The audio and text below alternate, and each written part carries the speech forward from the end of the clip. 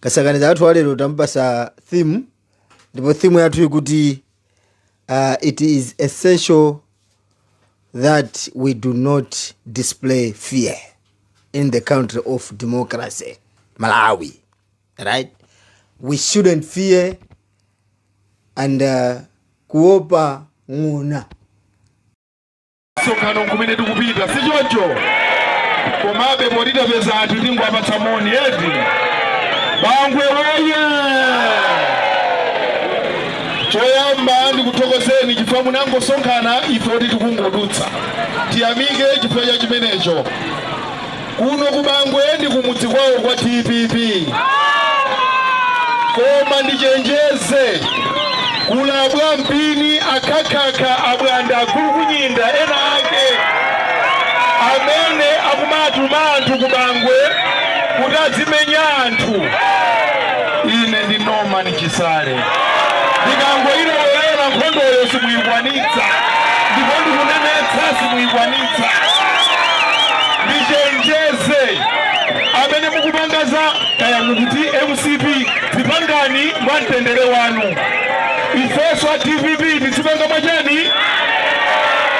koma kuti tifinyane ni chizwe imene timaphunzira timadziwa na peso kukanyanga timata koma sitikufuna kutero ayi. Kuyambira lero kuno kubangwe kuno tikutini kubangwe eti aliyense apange zimene iye yakutani osati kukwenyana ayi. Ifa TPP tukubwera kudzapitiriza zinchito zimene anasiya apingu komanso apita kudzazipitiriza kuti kuno kubangwe kukhale kuoneka bwino. Sindinamva zambiri amene akufuna kumva zambiri tipite ku msonkhano tikauzana uthenga umene watituma pita muthalika koma ndikuti za nkhondo kuyambira lero zithe ndipo zikangopitirira ndikukutsimikizirani nanenso ndidzagona kwakuno kubangwe ndipo mudzadziwanso kuti Chisale ali mumzinda muno. Thank you so much. It's just a wasting of time. Ili ndiziko lathu magazi tiye ndizitokota. Anamvesa magazi ngadali magemu tiye ndizigemula. Guys, anthu awawa sakusewera friendly game yayi. Anthu awawa masewera game chati yoponda ndipo amaluma kumenya nakuzana kale kuti kakhala game mukangoona kuti anthu ajawo kungoyamba ndikuyamba amba kugenda amba kumenya mungoziwa kuti anthu amene onde imene yoyo ndi team yoluza. So these guys are not playing the end playing a friendly game the minute atipweteka ndeni mukamasekerera kumawo pati boma amweni you know munthu akamene kuti boma this is manyakato awo this boma. I want to tell this comrade amamuti Anastasia Matumbi uyuyo kulina kuti brother, it is sad ngati weyo wachinyamata amene ukuzozona kuti you got, of course you are a little bit older, tukozana kuti ndi maiji athu iweyo, right? Tukupikisana mwina iwe basogolo something like that. Koma ngati wachinyamata mmene ulili Matumbi, you are not supposed kubwera pa front komanso you got your talent kumayimba kubwera pa sogolo pa ajapo ndikumapeza kuti anthu aoja kumakhanga kuti in other way kuwapanga endorse khanga kuwapusha kuti guys tin ngati kuti dolo wina amaopa kufushira guys ndeweyo muna ngati magazi na ku school kuchako mamukangizira menya kazi yakamadusa kumukangizira kuti ali yankho anayi ndizimana kupanga china Matumbi kwakangizira achakwera 10 simabanga yonje. You have just destroyed your career ya music. Matumbi unali munthu mmoja amene umadoka afika musika Blantyre akapena pa kunsika tsoka market fans manyadira nyakwawa pyopyo nyakwawa. Matumbi anali munthu mmoja kuti akamanena kuti is a public figure was public figure. I'm not just saying it.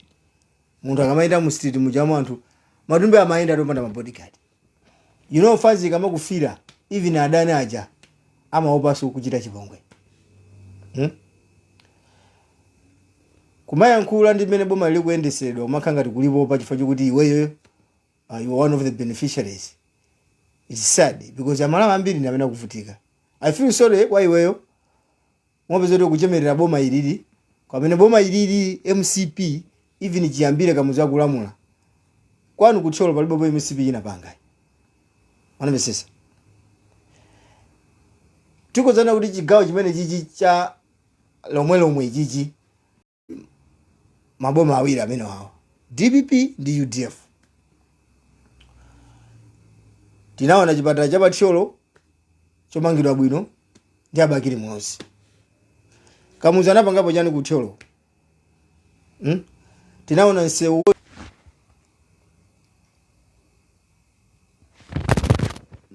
one of the best road in Malawi. Amati Midima Road if I'm not wrong. Mwachoka kulimbi Mulanje. Best highway ka amati highway ka whatsoever. Koma nsewu tuonena kuti nsewu olimba nsewu unamangidwa bwino. Unamangidwa ndi abakiri Muhoozi. Ndi boma limene la UDF limene silinathire msana alomwe. Ndi iweyo odi umachokera chigawo chimene chocho of course maybe not lomwe komano kuti umachokera chigawo chimene chonena kuti choyandikana ndi alomwe eneniwo cholo. Alright, nsewu wochokera pa number 1 ukafika kuthekerani kwa Mr. Jokes wakhala wamatope kwa nthawi yayitali. Of course you can't blame Bakiri Muhoozi because Bakiri Muhoozi tried his best. Anatukula kuchoka number 1 ukafika ku Mulanje. Anamanga chipatala amene paja komanso anayemangaso sewuso wabwino olimba. DPP yakonza nsewu kuchokera pa Makwasa kapati ngoti kuchoka pa number 1 ukafika mpaka na kuterani for the first time. Zimene zinachitika mu history ya Malawi. Ndale zitika mapanga chifukwa chokuti tifuna anthu atitame kapena kuti ine ndikudya bwino kubomaku. Ndizomvesa chisoni kwambiri. Iweyo Matumbi kumene kwanu umachokera iweyo ni mboni weka. Nsewu wakhala ukuvuta kwa zaka zambiri mbiri. Koma DPP anakukonzera nsewu kwanu kucha. Lero mukupezeka kuti ufuna uzioneka ngati kuti ndi anthu onena kuti anthu asamakula badani.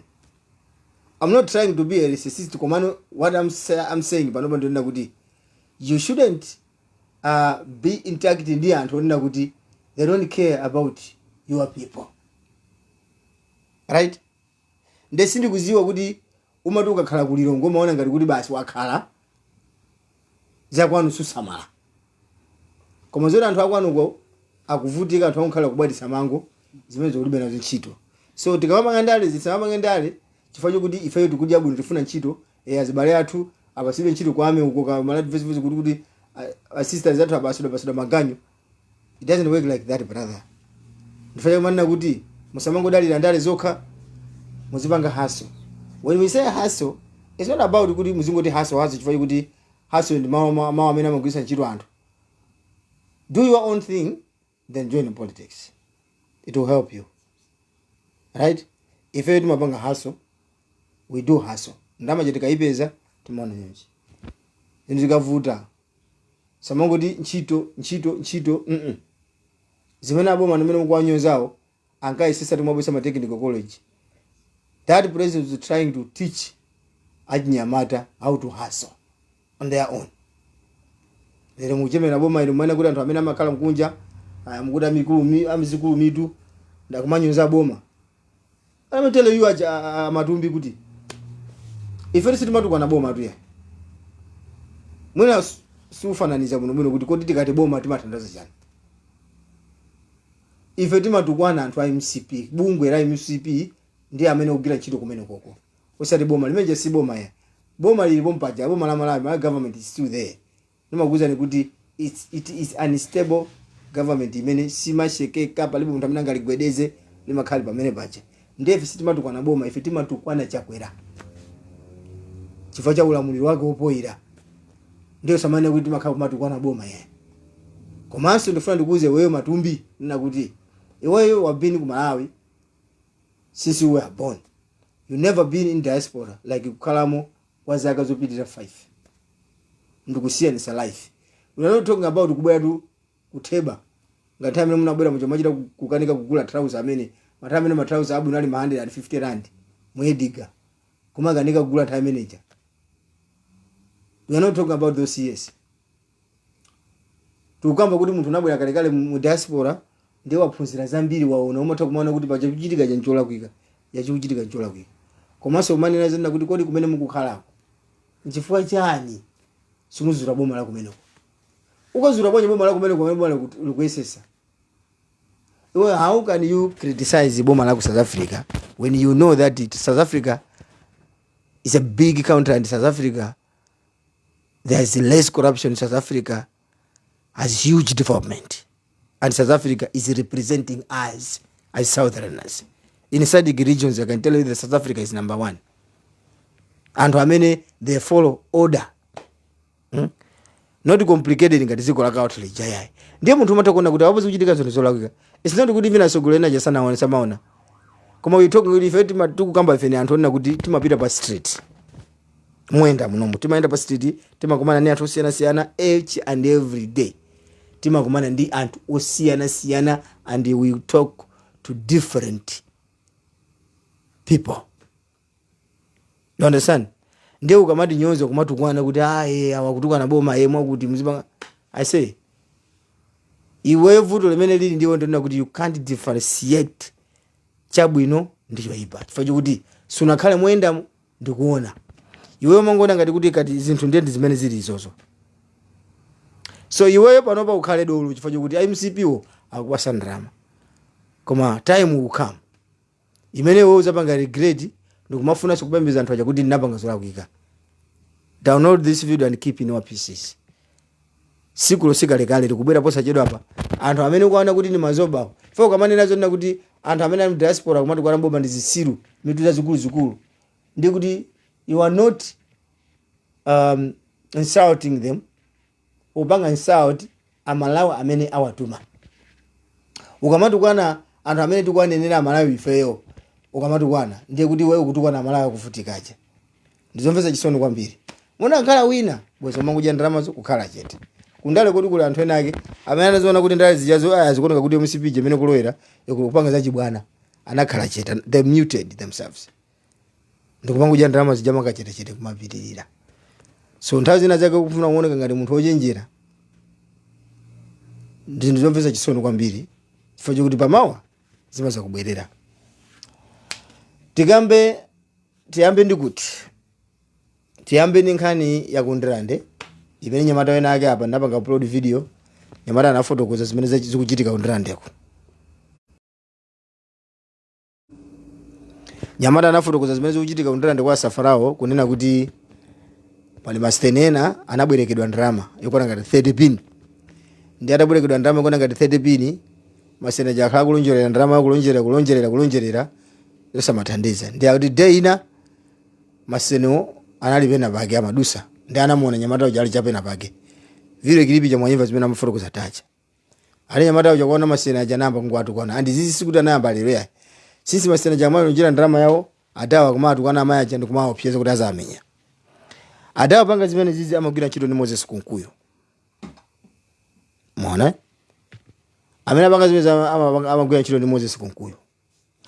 Ndiye pa siku ilili anapezeka kuti waona maseneja kudusa ndikumaya yang'ana maseneja nafusa ndi yang'ana chifukwa chani au jawamba kutukwana akutukwana chifukwa chani nkhani ya ndrama ngana kuzali pasa ndrama zanga ndi pasumande pasa nakusiya pano madu mandoona umanitukwana zimene zachitika kundira ndi kwa Safarawo tikufuna tingokupangana highlight ino amalawi chifukwa kuti nkhani iyi inapita pa MBC nkhani ida sanapita ma radio station siyana imene makambidwa kumanena kuti DPP ndi amene akupanga zimene zako akusokoneza zinthu. Nkhani kungokhala kumangoti DPP koma nkhani kachitika ku Lilongwe IMCP akavulaza anthu a DPP simuzaonapo MBC ya Kasakula ita naji na chawizi panda cha kumakamba nkhani kapena mkuti amvula kaendandani anthu oti ndi akulu kumapanda nzeru atakhala amene pacha kumakambirana nkhani menje kuzuzula chidwe kuchitika mulongwe simuzaona patakhala pa MBC kumankhula zimene zizi koma nkhani iyi yachitika iyi yakunjena yako ndirande iyi anaitenga nkhani kumakambirana ati pa MBC mpakana kamkuti kachina kani Nyerere kamgwera kani chani maprogram amenewo kumankhula nkhani imeneyo pamene popo ati kumapanga kundemu kuti DPP ndamena kubisa machaos kundirande. It's not DPP. Let me tell you guys, it's not DPP. mwina mukutenga mawu amene anayankhula amsowe aja kunena kuti mukamona wa MCP mzimmenya. The issue ndionena kuti after adawazazira masena aja ndiye ndikuyamba kuwakutumula anthu poona kuti iwo amenya bwanja amayi akulu ngati amene wawo komanso iwo you are owing this old lady you are owing the money ndiye ukapezeka kuti ukuwamenyanso ndiye gulu lakundira ndamaliziwa simafuna zachibwana ya gulu jenda kamukira kwamba kwati bula atacha kumuzazira so amene janja ndiye chimene chinachitika nchona kuti amuna awo amasena chamabwera uko iyo chataona iyo chatamba kumenya nanga sikuliso limabwera aso tunali mamuthamangisa iyo chamathawa akuti ataona no masena jata amuna wacha kubwera ataja nanguti apa ndi gulu ili imene aba kundizazira ataja plus kubwera apa mene mazira ndiksi abachanga palibe ndingo yamba poa kutani ndiyambe waliwiro ndi anayamba kuthawa so ali nkati mothawa anakapezeka kuti anakaponda pamalo pena mmazi watazazeka ngati mmene mazi akumabwerera pano pakumabwera mwa ukali kwambiri ndi palipena pake panakha ngati kuti pakumbika kwambiri ndi anthu anatenga zimatumba kuika mu michenga ndikukhazikazika amene pachapuchilinga kuti madzi anga mabwera asakokolole sikupitirira ngati ana kokololera ya zimene zimachitika mamadi ambiri mmakwala mwathu mtilimu ndatenga ndi matumba kuika ikakambika makonde mene makwerera yanja kuti nthaka isakokoloka ndi akuti iye chakuthawa yonchicha anagwera pa chibwenje pena pake pamene anafulala mwendo I think something like kuti munthu wako unatishoka something like that adaja amene pachani pamene amayimbira yonse pano kuboma basi akunkuyu kwafutokoza zona kuti DPP ndi amene andipanga chipongwe nkhani yoyambisa yekha ndipo DPP nkhani siku akhuza iye akapanga permission DPP zinthu zomkhumudwisa kwambiri kuti ndi chifukwa chani mumapanga blame anthu osalakwa pamene kumatha kuwaona kuti MCP kuja kukulizigawenga zimene zikuvula za anthu but you don't condemn it nawo anthu aja akuti anamangidwa poona kuti munthu yakugwira ntchito ni Moses Kunkuyu anthu aja anamangidwa atamangidwa umene kuja ati Moses Kunkuyu amene amaza kuti anakomera anthu amene wakhale kumeneko kupita ku court kuja kuti amene wabakhale kai kumeneko kai aujena afufuze zimene zikungoonezekera kuti masene awo amangidwa komanso munthu anabwereka ndalama iye akuona ngati kuti wasewera ndale but the way I know Ndirande simafunika kuikuisa kwambiri. This is free advice I can tell you Moses Kunkuyu komanso ajakwera mumuze Moses Kunkuyu Ndirande ndi kumati kulilongo kwanu kuli mizinda kayovuta ndifuna ndikuuze kuti Ndirande Ndirande ndakhalako zaka zambiri I know in and out ya Ndirande Ndirande kulaba yanga Ndirande osamayitenga pang'ono yayi zimangofuna kuti mzungu amvesesa magazi ajawo chifukwa kuti akakwiya Ndirande ilibe chisoni yayi zinthu zimene ndakhala ndikuziona ndi maso anga awawa ineyo mu Ndirande ndipo munthu amene amakhala ku Ndirande kapena amayiziwa Ndirande samayenera kumayisewera pada Ndirande ikamutuluka munthu imakhala yantuluka and it doesn't matter kuti kaya mune na chani kutumidwa ndi awa kutumidwa Ndirande munthu ikamukwira imakhala ndani kuti yamukwira. So you have to be careful in Moses Kunkuyu chifukwa that the next thing simukuza kuti Ndirande zapanga akiti bwanji and Ndirande simaopa president wolamula moyo amamuonesa mazangazime munomvesesa ndiye mukwakhomera mupira polisi kuchoka polisi kuti asave china chilichonse zimene ziopanga amayi ndi abambo Moses Kunkuyu. But you must remember kuti Moses Kunkuyu ali ndi kesi ya Alan Witika nkhani imene jati sikuti amalawi inathera Alan Witika anayikidwa mmanda iyeyo ali busy kupanga zake life yake mfanana mangidwa japangana pano Lester Maganga uja sitikuza kuti nkhani janaenda pano koma Moses Kunkuyu was mentioned. Moses Kunkuyu even bambo wake mbiri yake inali yomwe yokumaphantu ndi munthu oyipa moyo kwambiri zikafika pankali ya zigawenga zikanga anakupanga inherit kutoka kwa bambo wake. So it is sad kumakhala ni munthu onena kuti he is not from there because we know he is not from southern region. We know Moses Kunkuyu is from north central region. Koma umambweresa manyanga ake chifukwa cha zigawenga zake zimene zomatema anthu mulungu afuna abwerese ka lifestyle kamene kachabwerese ku Blantyre kuna zipanga zipongwe anthu mu Blantyre amene mjamu zimene sizingatheke yayi. Ndakuza kuti Ndirande musamayitenge pang'ono. Siku lina izabwezera papakulu inunso nkukhala pasi nkukhutira kunena kuti koma hapa ndi anthu apangadi zinthu msanene kuti sindinakufotokozereni. Iyo inali nkhani yokhuzana kundirande. Nkhani ina imene wafana mbona kasakaniza imene mutu wake ndanena kuti it is essential that we should not or we do not display a fear. Siti kuyenera kumaonesa mtima wa mantha.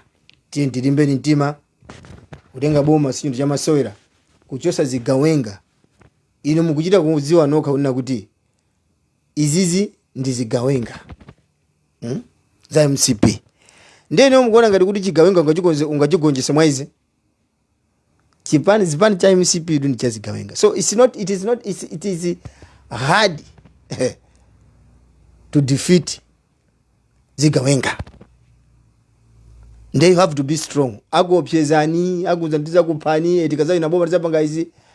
Ndi mmene amayenera kuti ankhulire basi faiwo ndi zigawenga. Ndiye mukamakhala ndi mantha haya atimanga. I do this. I know some people panopa anakhala muted. Chifukwa chokuti akuopa kuti abwera mu nyumba mwawo akhapidwa anaopseza. Ndifanye ndiona kuti that's not democracy. Kufana kuze na DPP. Ndimakhala kubwereza izi. What is happening in Malawi right now is dangerous to our democracy. Keep on reporting this nayas. Kuti zimene ubangazi it kills or it is killing our democracy. Anyamata azigawenga amene anakalowa parliament in the name of Mavenda anapanga approve ndani. Mmazazena kuti parliament ni nyumba ya boma imene simangofunika kuti ndi akafuche chomwe ateba nkhuni akafandisi yanje akaduka chitosi azikangopezeka ku nyumba imeneji. Nyumba imeneji ndikumene kumakhala zisisi za boma. Now you are trying to recruit zigawenga ndukazilowesa parliament. Why does he tell all of us? This is sad. Ino DPP even mkazaka kuti mwawina azaka kuti aona mene boma jalilili. They will do something muli ku parliament. Kulowesa zigawenga inside the parliament it is dangerous. Ndifuna ndikuze. Andu makanena kuti boma ndilo mweri Mavenda awo.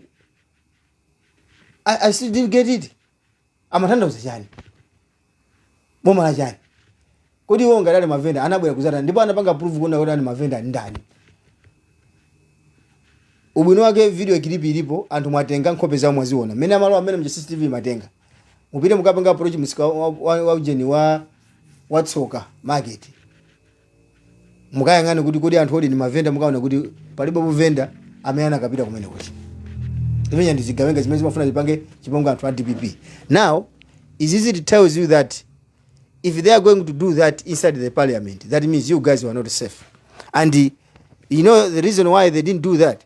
They did not do that because you exposed them before their plan. Kuma plan yayo nali yoti ateme anthu ambiri akulu. And last week I said pano kunena kuti Honorable Samia Suleiman akuyenera kuti akandichitetezo because zimene ndamva ku side B, zimene ndamva ku side ku back office ndizoopsa kwambiri. They are creating something to destroy Honorable Samia Suleiman just because in Kaladi. One amana zonna kuti sinzika ine Malawi anabwera kuzasaka magoli ndi anakhazikika. Two akuna kuti kulubu nangu mupha basi. And MCP simasora game kuti ya friend ndakuza nekale. Once akamba kumanga mention zonna kuti tifuna timupe and they make sure kuti iwe akupadi. Wanavesa so tikuyena kuti timteteze. Minister amene wachoka kumene uja amene wapangidwa replace ndi Avitumbiko Mumba. Sikuti tiyo jawangosiya to. Anandika kukhulukene kamene anakalipira ndrama kuti zizikhala Genesis maya amene ujayo. Tibanga machi amene achoke basi chito kisikuoneka. They already made it. Mpaka zinatheka uja nachosa. Chiri machimozi anachita kumpanganira na amene yukuti tali naye timupe. Now information imene ba social media ija imene na mukunena kuti it's just propaganda. Let me tell you, kulibe kuchini chimene chingachoka ku MCP munthu ngati kuti ni propaganda ya unless wewe ku MCP kupindulako imfa amene anafera Chilima munthu kapezeka kuti magazi osapezeka iweyo ukamanena zona kuti stop spreading propaganda mmene anafera Chilima ukapezeka kuti magazi ni mikozo osapezeka zinapita kuti pamene paje pamaina kuti pakhale damu la magazi pamene panafera anthu amene ajawo magazi anaenda bwanji tili ndi asogoleri amene akufuna akupanga zinthu zofuna zawo cholinga kuti ife tizikhala chete tizopaso zonna kuti tikati yankhule uyu atipweteka guys ndikamba mobwereza kuti nthawi iyo ndino ndipo wina akamanena kuti ayi we azakupweteka because the way you handling one things is not right do they treat us fairly anthu fair iwowa anthu a MCP wa ndicho wanyambitira ndi chani pamene anthu akutisuza iweyo kukhala in toxic relationship ukumaona kuti uyu lava wangayu akundisuza kwambiri ndiye uzingoonesa maso uzingoonesa mano mwe koma munthu akusuza usamapanga expose ndi chifukwa chake anthu ambiri mabanja mangu peza kuti anthu angozimangira koma community suicide are too much because you don't cast your worries to others to help you solve the problem. Anthu mumakhala ma families onna kuti we are not even safe. Amuna kumakumenyana zimuna anu daily ukuzuzana zikazi anu kuzuzana daily mukanika kuuza munthu wina wake ana akumenyedwa ana inu mukuzuzika kumakanika kuyankhula. Ndi zimodzi panga MCP kuti kutizuza ife tizingokhala chete. Anthu kamaona kunja when the world sees as they are Malawians are happy but we are not happy. So trying to expose President Chakwera, it's not like we hate him, but his leadership is even worse in the SADC regions. We are the only nation in the SADC regions. We are facing challenges more than any nation in South SADC regions. How do you feel kumaona Malawians akumathamangisidwa maiko ngati mene ku South Africa, sending them home? Someone who left his country called Malawi for South Africa just for green pasture is being sent back home. What are they going to do in Malawi? Zija ndi zinthu zomvetsa chisoni. Ndipo anthu amene tili mu diaspora ife matumbi ukamane kuti anthu kutukwana. Anthu ali mu diaspora amatumiza ndalama tu ku Malawi. You matumbi, you don't help people. We do help people. Whatever we get, silimabwera panopa kuzapanga displays zimene timagawa kuthandiza kwa anthu makamera timabisa. Kumana anthu amene amatiziwa ife zimene timapanga msere. Mawa azabwera uko mazabwera apo kumazapereka umboni kuti adawa ananthandizapo. Ndi are we going to keep on helping anthu chifukwa kuti ku Malawi zinthu sizikuyenda bwino? Kapena izafika nthawi yake kuti Malawi azasiye kupempha azipanga zinthu pawokha. Ndemene inali ku parliament zimene anavicha munapanga condemn zimene kuti sizabwino mwewano la chiopsezo. Asamia Sulemaniso anapanga condemn kuti mwewano pa chiopsezo. On that note, DPP has to report these people kuti they send gangs, thugs inside the parliament to injure or assassinate opposition leaders. Report them right now. Zizipita ndi tu kumene kupangidwa report iko. Because we are not the ones who brought the democracy. Democracy came from somewhere else. Kuti tikhale ndi ufulu ubazi yankulira metinga yankulire kaopanga chimene tingafune. Our democracy has been killed. Ifanye nima kuti MCP doesn't know anything about democracy because in their constitution there's no word democracy. You see? So it's sad. China chimene mafuna ndikambe cha uzigawenga kapena kuti criminal imene kuchitika mu Lilongwemu ndi achabe. Lilongwe has been criminalized by MCP. Anthu ajana asinta zochitika, the mindset yao inasinta. Chimena maganiza ndizama chaos basi. Kutema muntu, ukambera muntu ina wachipani amene ayi, that's all they think. Chakwera napa ka educate anthu ajani that way. Zimene zikutisonyeza kuti the next generation, more especially for Central region, izakhala yobalalika. Univesesa Like, share, Malawian cameras, right.